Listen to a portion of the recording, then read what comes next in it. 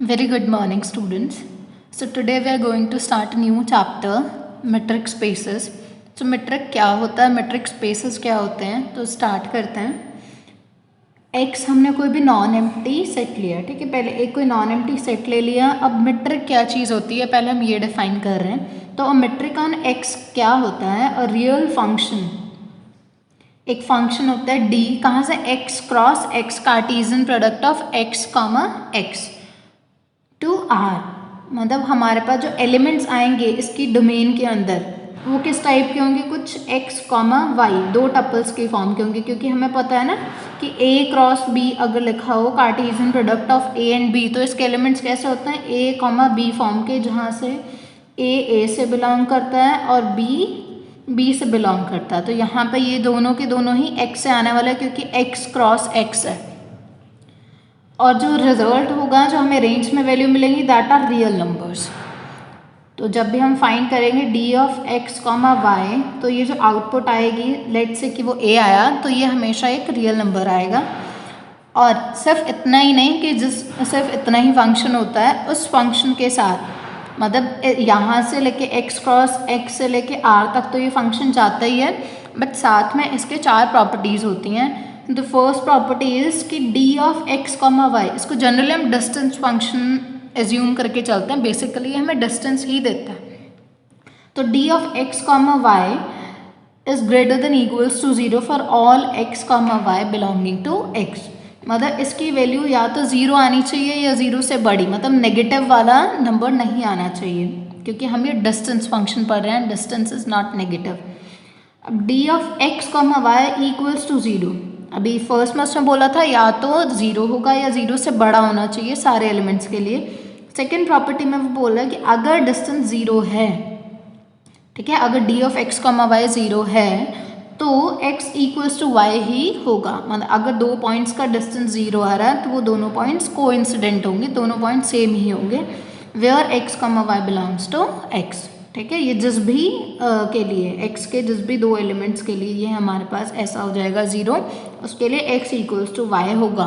और ऑपोजिट है, देखो दोनों साइड इम्प्लाइज लगाया है, तो मतलब अगर एलिमेंट सेम है तब डिस्टेंस 0 है, और अगर डिस्टेंस 0 है तो एलिमेंट्स सेम होंगे. थर्ड इज कि D of x comma Y equals to D of y comma x. मतलब जो डिस्टेंस फंक्शन है वो ऑर्डर पे डिपेंड नहीं करता, चाहे x से लेके y तक फाइंड करो, चाहे y से लेके x तक फाइंड करो, दोनों सेम ही आते हैं. Third is D of x comma Y is less than और equals to D of X Z plus D of Z Y. तो ये बेसिकली क्या चीज़ है, लेट से कि देखो यहाँ पॉइंट x होगा, यहाँ पॉइंट y होगा, तो हमें d of x comma Y तो ये वाला होगा. अब हमने क्या किया, कोई एक और पॉइंट बीच में z इंट्रोड्यूस कराया, लेट से द z भी है. तो अब जो हम जा रहे हैं, देखो पहले यहाँ से x से z पे गए क्योंकि ये x और z का डिस्टेंस मेजर करा, फिर प्लस z से लेके y तक, तो ये था x, ये था y और ये था z. तो एक बार तो ऐसे ऐसे मूव किया हमने और एक बार डायरेक्टली ऐसे मूव किया, तो बड़ा कौन होगा, ये दोनों बड़े होंगे ना, तो इसलिए हमने लिखा d of x comma Y is less than equals to sum of these two parts. Clear.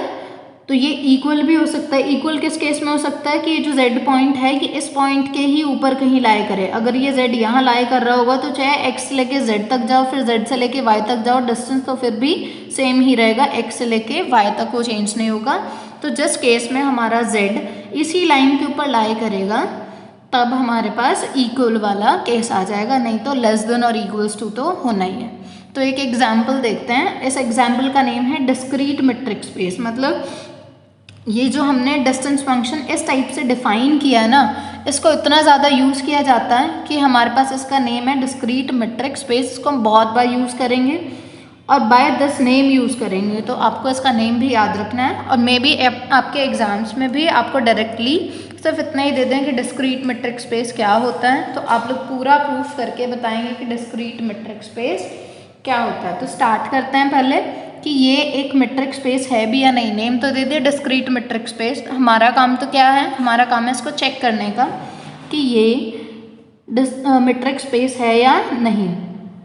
हाँ, अभी एक और चीज़, मैंने मेट्रिक स्पेस नहीं बताया, मेट्रिक बताया ना, तो अगर हम x के साथ जिस स्पेस के ऊपर हमने d डिफाइन किया x कॉमा d लिख देते हैं तो ये क्या हो जाता है हमारा, this is called metric space. तो मीट्रिक स्पेस इज नथिंग, बस नॉन एम्प्टी सेट के साथ जिसके ऊपर वो डिफाइन किया हुआ है उसके साथ टपल फॉर्म में d को लिख देना है, दोनों को कंबाइन करके जो बनता है that is called metric space.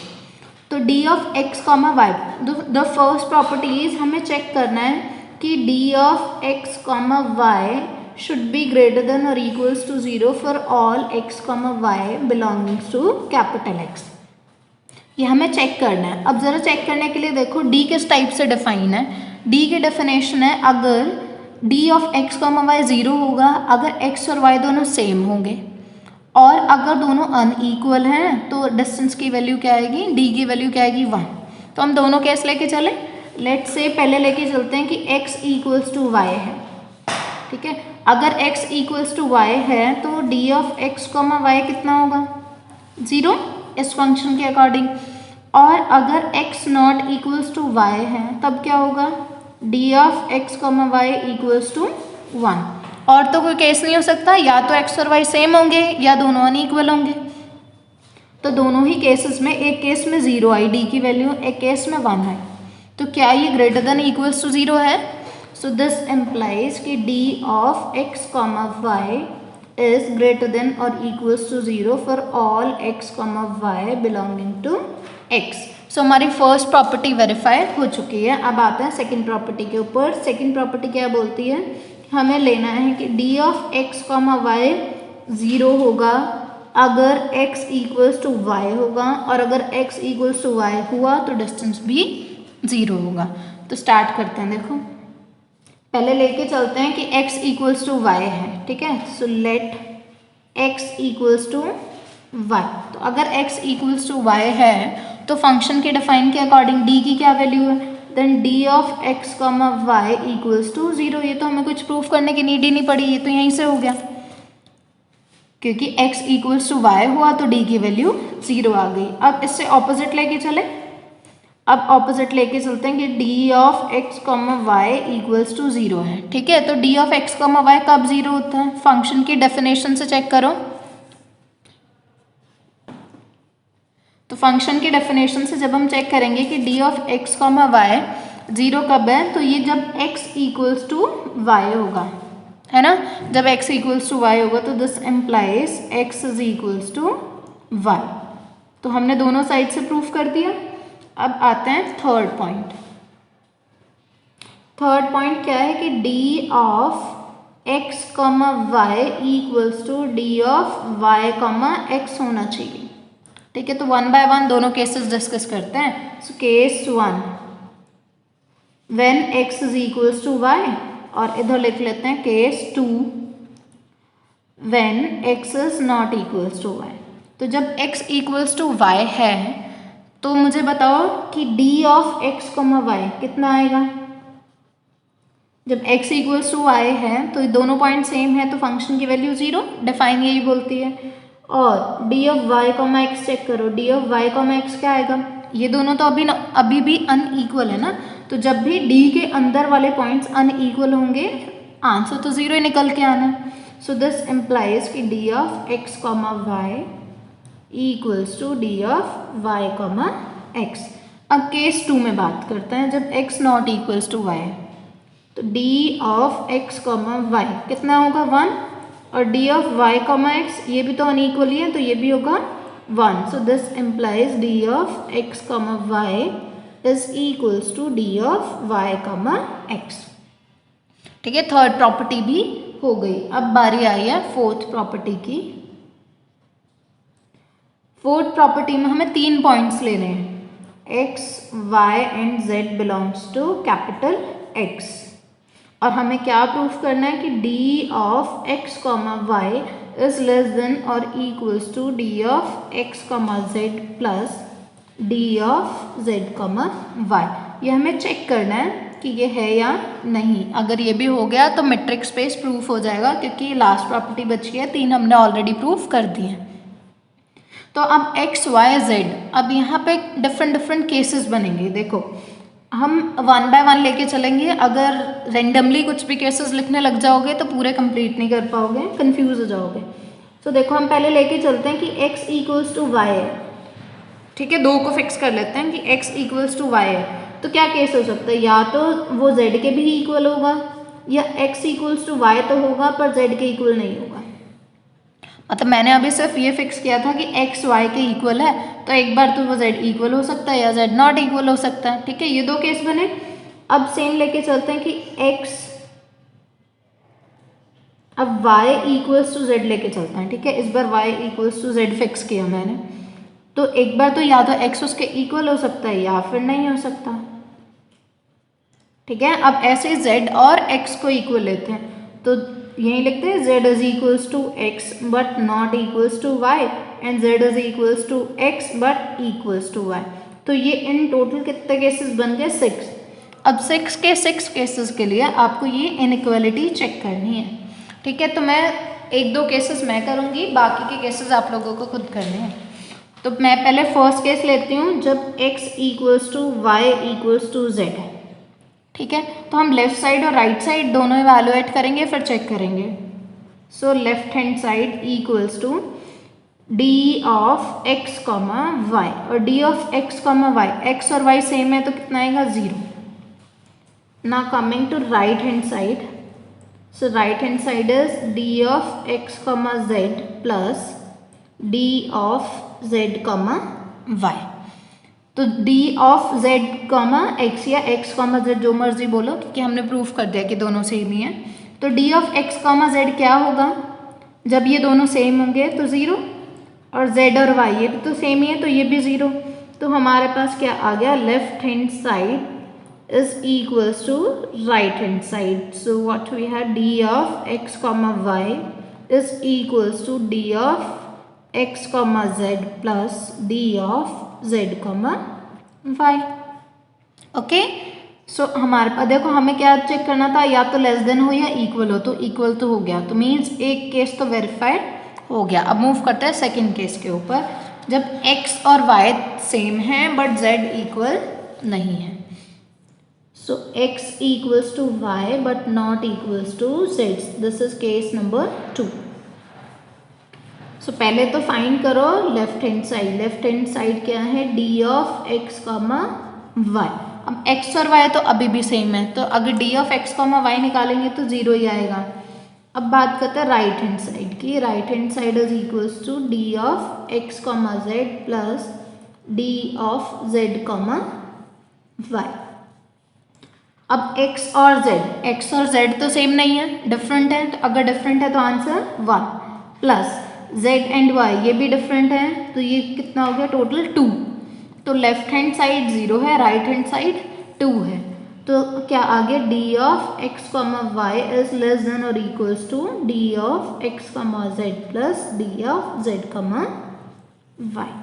ठीक है, हम एक और केस डिस्कस कर लेते हैं, उसके बाद बचे हुए 3 केस आप डिस्कस करेंगे। 3 मैंने कर दिए, तो एक लेके चलते हैं। व्हेन x y और z तो इक्वल हैं बट x उनके इक्वल नहीं है। ठीक है, तो देखो d of x comma y कितना आएगा, ये दोनों तो सेम नहीं है तो आंसर 1, और d of x comma z plus d of z comma y कितना आएगा, x और z सेम नहीं है तो कितना 1, z और y सेम है तो कितना 0, तो 1 इक्वल्स टू 1। तो यहाँ क्या आ गया, D of x comma Y is equals to D of x comma Z plus D of Z comma Y.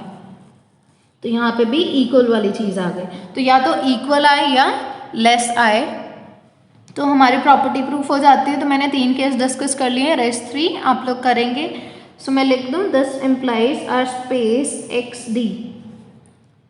XD is a metric space. क्यों, क्योंकि D ने सारी मेट्रिक की प्रॉपर्टी सेटिस्फाई कर दी हैं, तो जो XD बनेगा दैट इज मेट्रिक स्पेस। अब एक और एग्जाम्पल कर लेते हैं जिसका नेम है यूजुअल मेट्रिक स्पेस। जैसे आप लोगों ने डिस्क्रीट मेट्रिक स्पेस किया, ऐसे ही हमारे पास होता है यूजुअल मेट्रिक स्पेस। अब यूजुअल मेट्रिक स्पेस में किस टाइप की डिफाइन होती है, D की वो देखते हैं। सो यूजुअल मेट्रिक स्पेस, अब यहाँ पे D को डिफाइन किया जाता है, D of x comma Y is equals to mod of x minus y. Now we need to check कि ये मेट्रिक स्पेस है या नहीं। तो स्टार्ट करते हैं, वन बाय वन बस 4 प्रॉपर्टीज चेक करनी है। सो द फर्स्ट प्रॉपर्टी क्या होती है कि D of x comma y greater than और इक्वल्स टू 0 होना चाहिए। अब देखो मॉड या तो पॉजिटिव होता है या मैक्सिमम 0 हो सकता है, ठीक है। 0 नेगेटिव में तो कभी मॉड होता ही नहीं है। तो D of x comma Y is greater than equals to 0, first property तो क्लियरली होल्ड कर रही है। अब सेकेंड प्रॉपर्टी में हम क्या करते हैं, D of x comma y को 0 लेके चलते हैं पहले, ठीक है, और प्रूफ करेंगे कि x इक्वल्स टू वाई होगा। अब D of x comma y की वैल्यू क्या है, mod of x minus y. तो दो टर्म्स का मॉड 0 है, that means x equals to y है, ठीक है। अब जरा उल्टा देखो, अगर x इक्वल्स टू वाई है, ठीक है, अगर x इक्वल्स टू वाई हुआ तो x माइनस वाई 0 होगा, तो mod of x minus y 0 होगा, और mod of x minus Y क्या है, D of x comma Y.